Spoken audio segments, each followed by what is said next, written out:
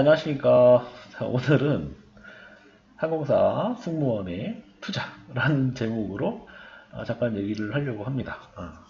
자, 우리 그 임차인 중에 어, 항공사 어디 항공사 얘기하기도 그렇고 그 어디 항공사에 다니고 있는 그 임차인이 아침에 연락이 왔어요.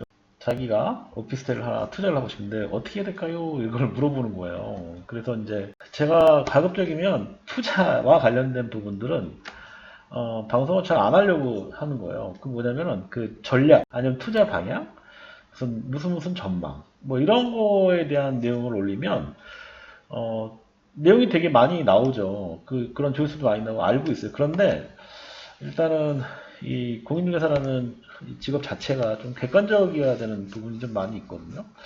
그래서 뭐 투자나 앞으로의 전망 같은 거 이런 부분들은 좀 가급적 안 올리려고 하는데 오늘 아침에 이런 그 문의가 왔었어요. 그래서 이 친구의 이제 그 사연을 잠깐 들어보니 이 친구입니다. 어, 이, 이 그림은 AI 그림이에요. 참고적으로. 자, 근데 상당히 이렇게 이쁩니다.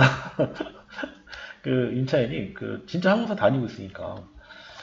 자, 사연을 좀 잠깐 들어보니까 제가 오늘 얘기는 뭐냐면 결론은 이거예요. 결론만 먼저 얘기하면 지금 이 아파트 선지 소유하고 있는데 양도세 비과세를 받고 이 오피스텔을 샀을 때 이것도 비과세를 받을 수 있나요? 이게 이제 질문이었어요.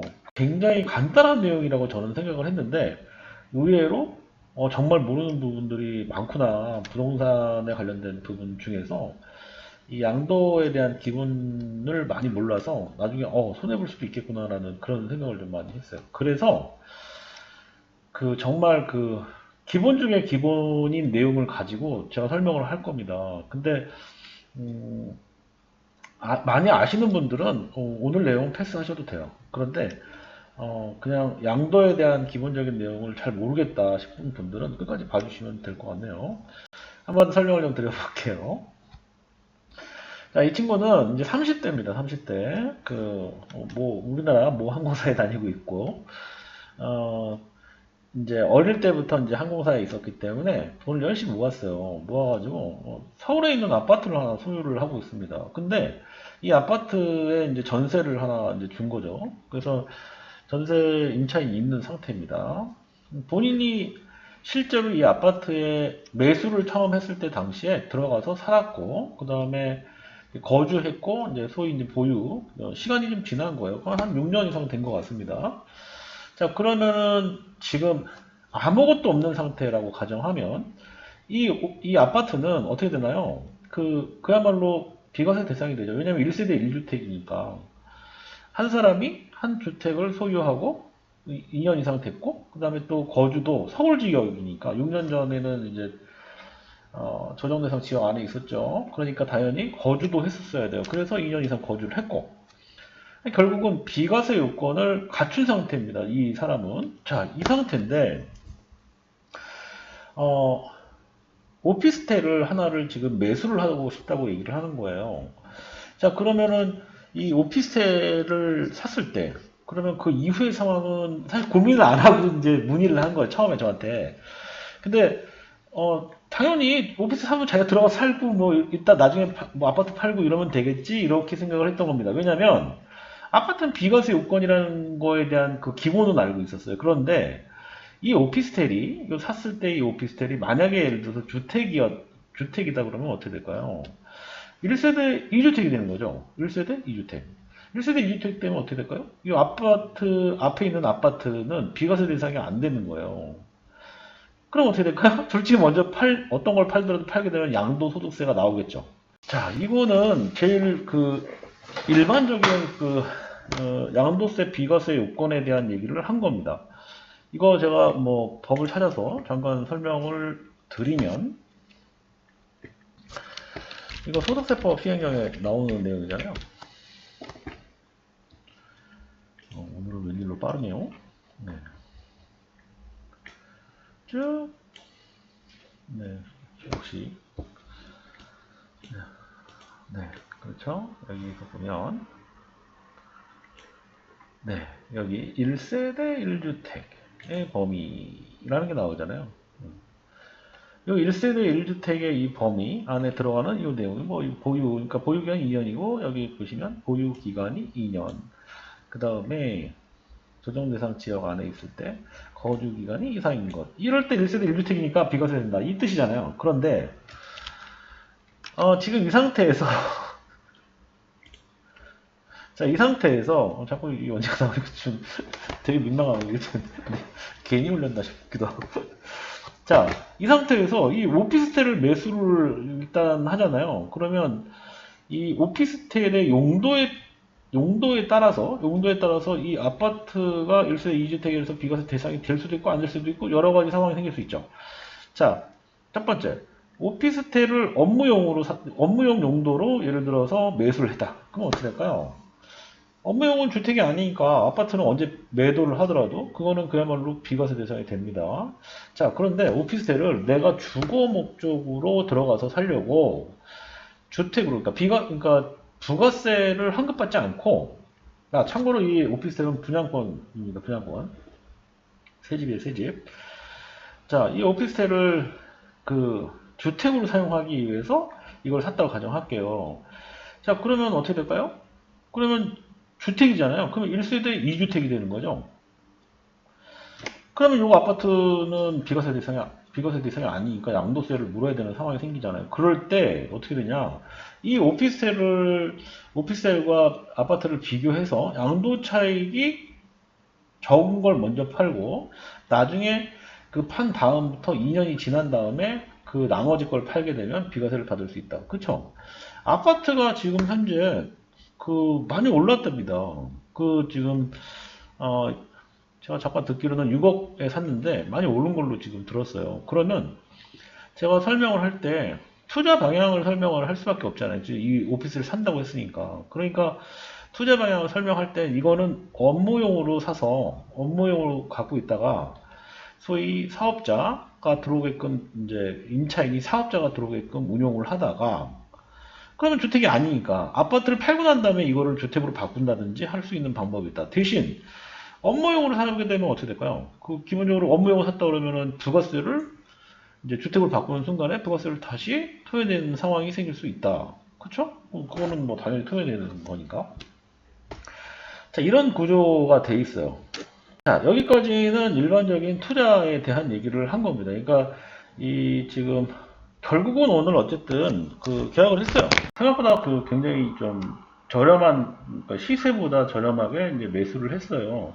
근데 방향을 제가 이제 설명을 했을 때는 오피스텔 같은 경우는 지금 현재 주택으로 만약에 용도로 해서 이거를 매수하게 되면 아파트하고 계산을 해서 실제 대출 가는 금액이 좀 금액이 높지 않게 나와요. 지금 현재 일반 임대 사업자로 이제 대출을 하게 되면 소위 물건담보대출이 가능하거든요. 그래서 물건담보대출이 얼마 몇 퍼센트 해가지고 그 금액하고 나머지 잔액분만 본인 현금 준비했다가 소유권 이전 등기 하는 방향으로 이제 설명을 해준 겁니다.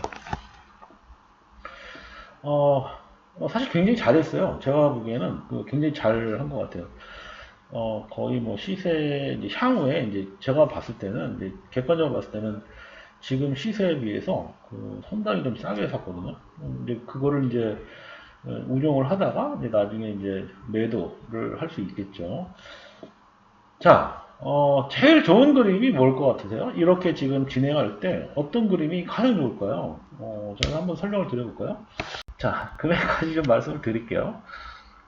이거를 얼마에 샀냐면, 지금 오늘 소위 이제, 3억에 샀는데, 이게 향후에 금액이, 한 4억 정도는 충분히 간다고 일단 보여지는 그런 오피스텔이었습니다.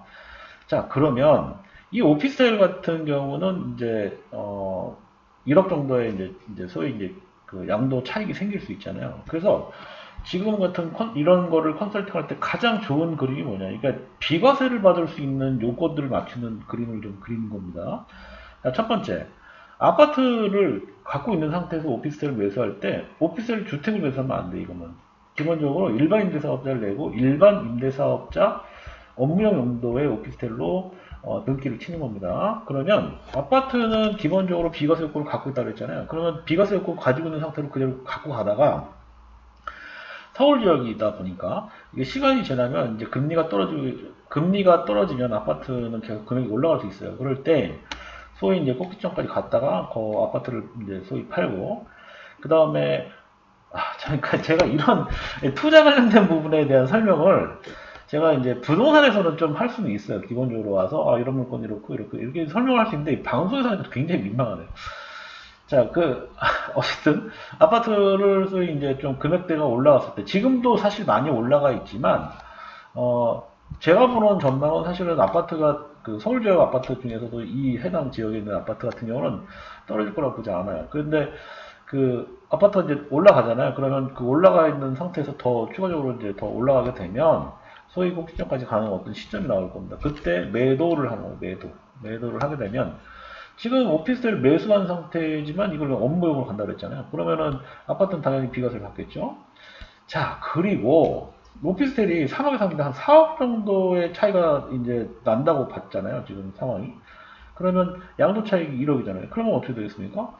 그 양도 차익이 1억이면 세금이 어마무시하겠죠. 네, 왜냐면 그 세율 구간이 굉장히 높기 때문에 많이 나올 수 있어요. 네, 이거를 어떻게 처리하는 방법이 있느냐?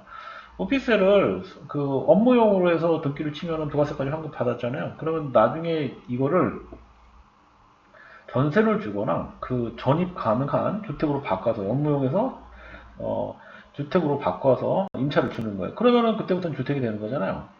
그러면은 주택이 되면 그 순간부터 어떻게 된다? 2년 동안 그대로 둬야 돼요. 그러면 다시 1세대 1주택의 요건이 되겠죠. 그죠? 그러면 1세대 1주택이 요건이 되면 이 오피스텔에 대해서도 양도 차익이 있어도 비과세 받을 수 있는 상황이 되는 거죠. 그러니까 아파트 비과세 받고 그 이후에 용도 변경한 다음에 다시 비과세 받는 그 그림이 지금 이 스튜디오스 30대 그 언니 입장에서 봤을 때는 가장 좋은 그림인 겁니다. 이렇게 진행하면 되는데, 자, 이 상태에서 만약에 중간에 예를 들어서 결혼을 한다고 가정할게요, 결혼. 근데 결혼하는데 남편 될 사람이 기특하게 아파트를 하나 가지고 왔다고 가정할게요. 그러면 어떻게 될까요? 신혼부부가 되잖아요. 그러면 동거, 합가를 하는 상황이 되는 거잖아요. 그럼 몇 년 안에 팔아야 된다? 남편이 가져오는 아파트나 본인의 아파트 둘 중에 하나를 먼저 5년 안에 파는 건 비과세를 받을 수 있다. 이렇게 보시면 될 것 같습니다. 자, 오늘은 제가 이거를 지금 이제 낮에 잠깐 설명을 하다가 가장 기본 중에 기본인 거지 비과세를 받는 그 기준이라는 거를 잘 모르고 소위 30대까지 소위 일만 하던 사람들이 자기 전문 분야에서 굉장히 일만 많이 하던 사람들은 그 분야밖에 잘 모르잖아요. 그러니까 부동산에 대한 부분을 아무래도 좀 잘 모르다 보니까 좀 그런 이제 상황이 생겼던 것 같습니다. 그래서 이제 그런 부분에 대한 컨설팅을 좀 해줬고 결론은 굉장히 저렴하게 잘 산 케이스입니다. 네. 자, 오늘은 여기까지 할게요. 예. 고맙습니다. 궁금한 사항이 있으면 댓글 남겨주세요. 고맙습니다.